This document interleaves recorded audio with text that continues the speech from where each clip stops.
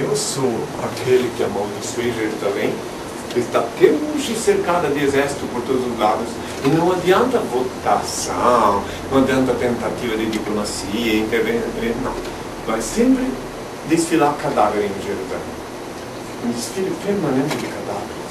Porque eu disse que o meu pai mandou dizer que ela seria desprezada até o dia em que ela, numa só voz, dissesse: bendito é o que vem em nome do Senhor.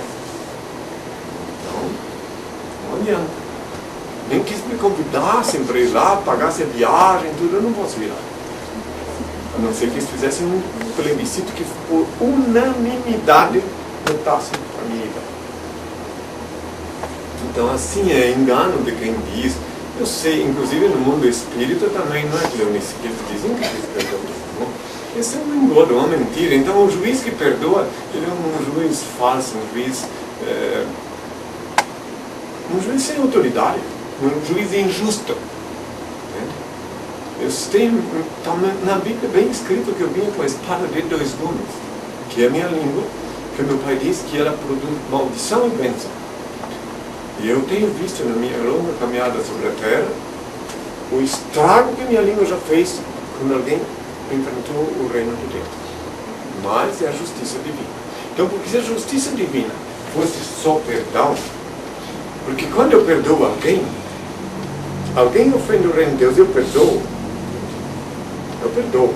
Veio na minha presença, pediu, eu perdoo.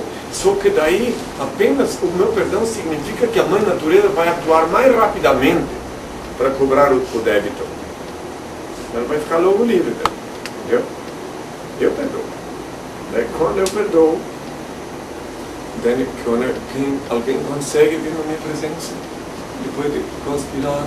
Então assim, não é possível esse Cristo que ensinara, que perdoa todos, tudo. Inclusive que ficam muito irados quando eu pronuncio a sentença contra Roma, os que são, digamos assim, fanáticos. Olha como é que pode, desde quando que Cristo ia amaldiçoar a Igreja Santíssima. Amaldiçoou sim, meu pai disse. Ação, reação, causa e efeito. Você violou a lei, você fez mal para o seu semelhante, você vai ser castigado sim.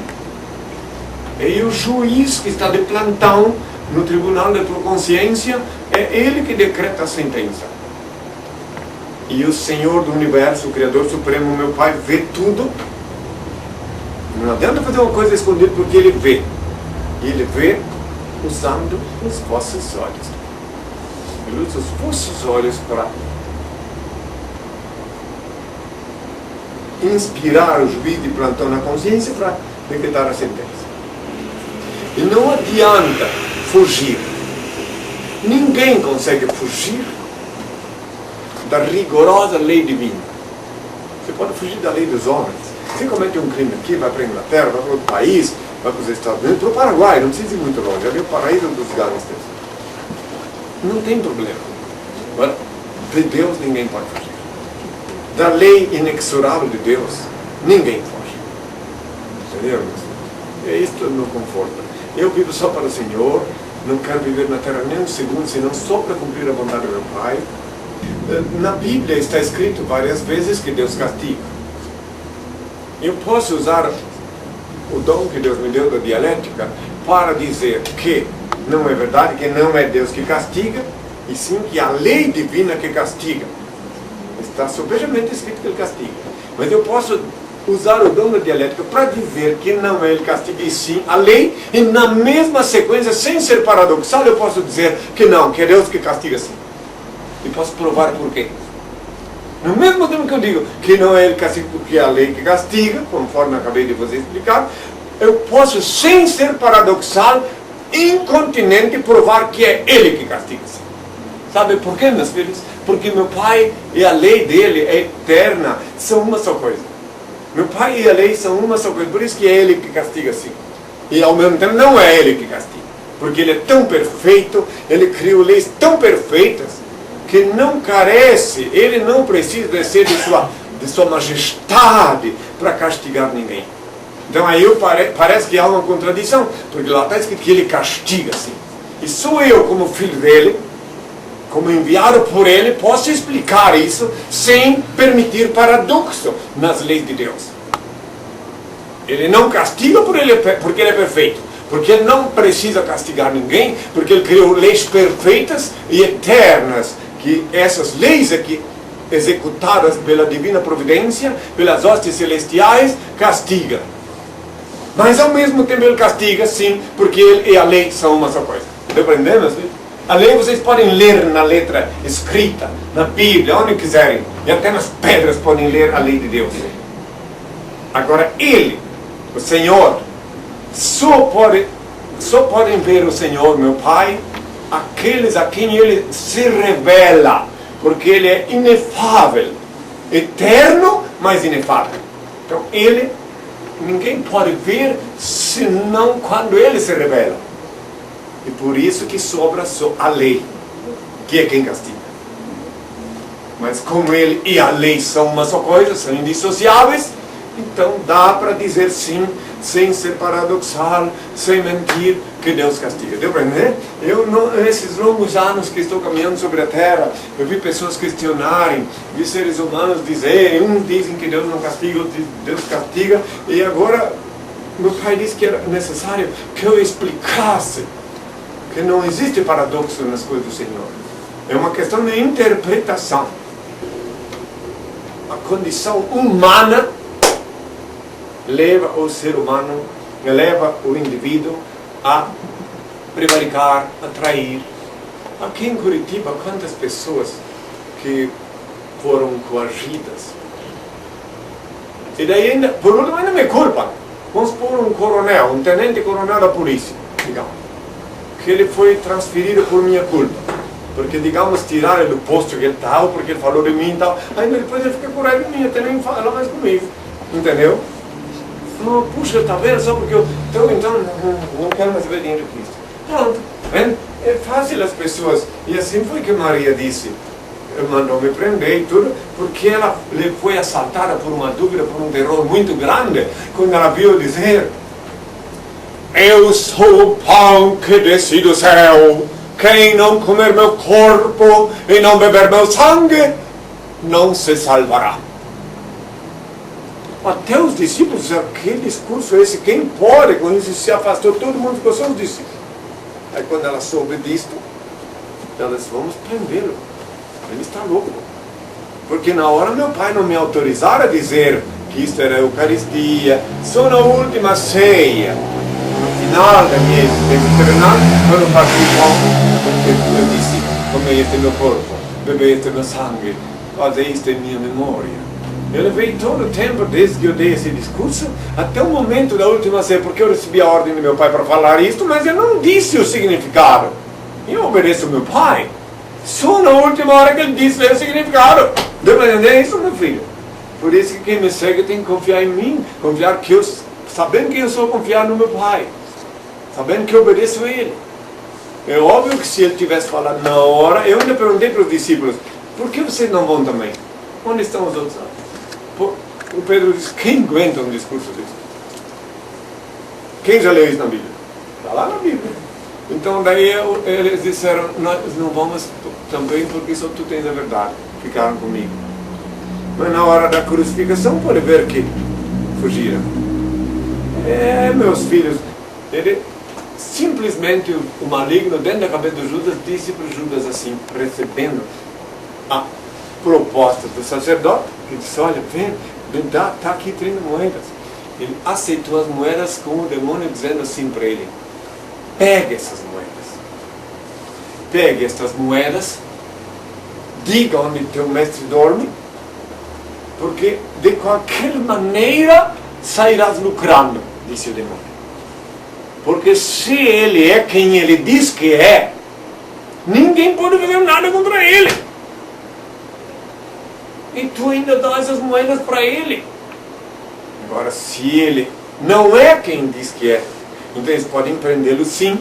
Tu fica com as moedas e ainda terás livrado o mundo de mais um farsante. Foi o que o demônio falou para ele. Deu para entender? Veja se não é perigoso esse jogo, hein? É mesmo, ele pensou: olha só, se eu recebo as moedas, se ele é quem ele diz que é, porque se o Judas soubesse quem eu era a ele, porque ele só acreditava em mim, né? Agora, se ele soubesse quem eu era, ele não aceitaria nem sequer qualquer contato com o sacerdote. Deu para entender? Deu? Mas aquele contato que ele tem com o sacerdote é o contato peculiar daqueles que não sabem quem sou, então querem convencer os outros.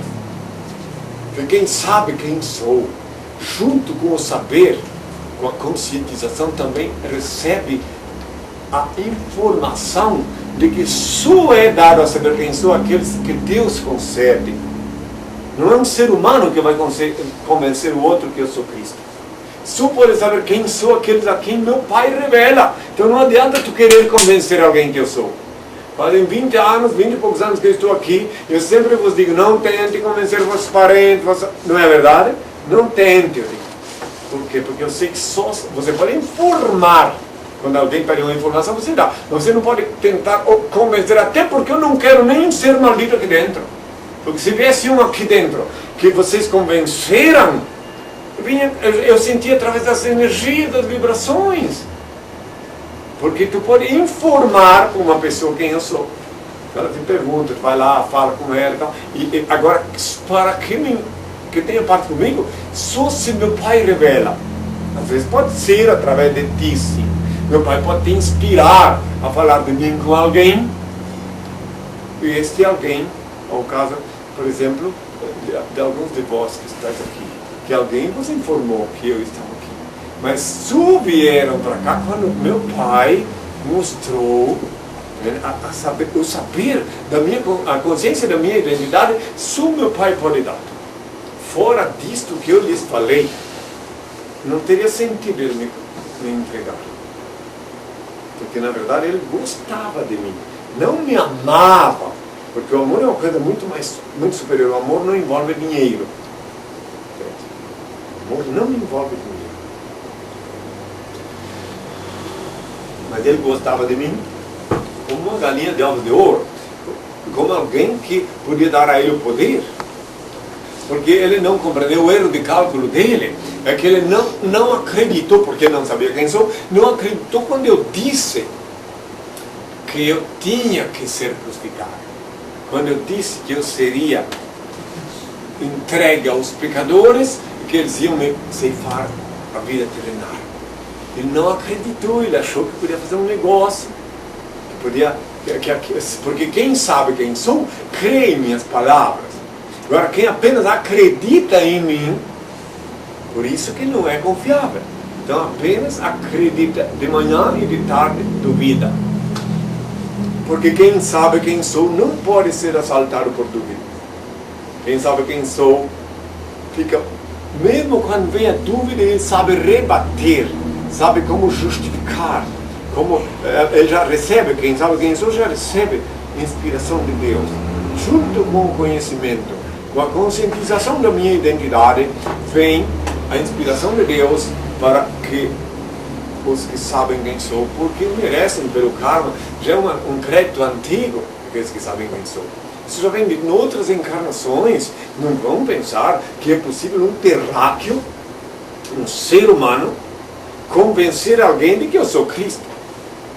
Você pode convencer tudo menos isto. E daí, mesmo que conversa, quando chega para mim, eu vejo, eu sinto que a pessoa não sabe quem sou. Deu para entender? Porque pode, às vezes, ter um poder persuasivo muito grande, mas daí quando chega para mim, todos aqueles que vieram a mim, porque acreditaram que sou Cristo, que foi alguém que os induziu a vir, que alguém que os trouxe, e eles vieram só porque acreditaram, não conseguiram suportar peso da pressão social e psicológica que é direcionado aos que vêm na minha presença.